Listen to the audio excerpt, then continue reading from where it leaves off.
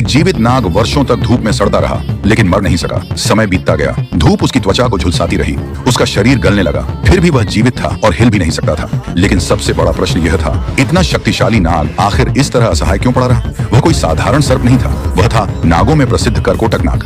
कभी उसकी शक्ति से देवता और ऋषि भी परिचित थे। एक दिन उसकी भेंट देवर्षि नारद से हुई।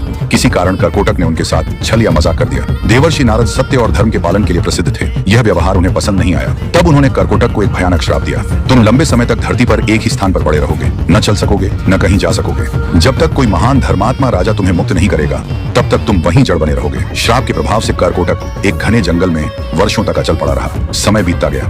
एक दिन उसी जंगल में भयंकर आग लग गई। चारों ओर लपटें उठने लगीं। करकोटक हिल भी नहीं सकता था, वह आग में घिर चुका था। उसी समय वहां से एक राजा गुजर रहा था। जब उसने देखा कि आग के बीच एक नाग फंसा हुआ है, तो उसके मन में दया जागी। लेकिन अजीब बात यह थी कि वह राजा किसी राजा जैसा दिख ही नहीं रहा था। न मुकुट, न राजसी वस्त्र, मानो कोई साधारण व्यक्ति हो। इसके पीछे भी एक रहस्य था, जिसका खुलासा आगे होगा। राजा ने अपनी जान जोखिम में डालकर उस नाग को आग से बाहर निकाल लिया। लेकिन जैसे ही वह सुरक्षित बाहर आया, अचानक उस नाग ने उसी राजा को डस लिया। राजा स्तब्ध रह गया। जिस प्राणी को उसने अभी अभी मौत से बचाया, वही उसे डस रहा था। लेकिन उस समय उस राजा को बिल्कुल भी अंदाजा नहीं था कि करकोटक का यह विष उसे मारने के लिए नहीं, बल्कि उसकी पूरी पहचान बदलने वाला था।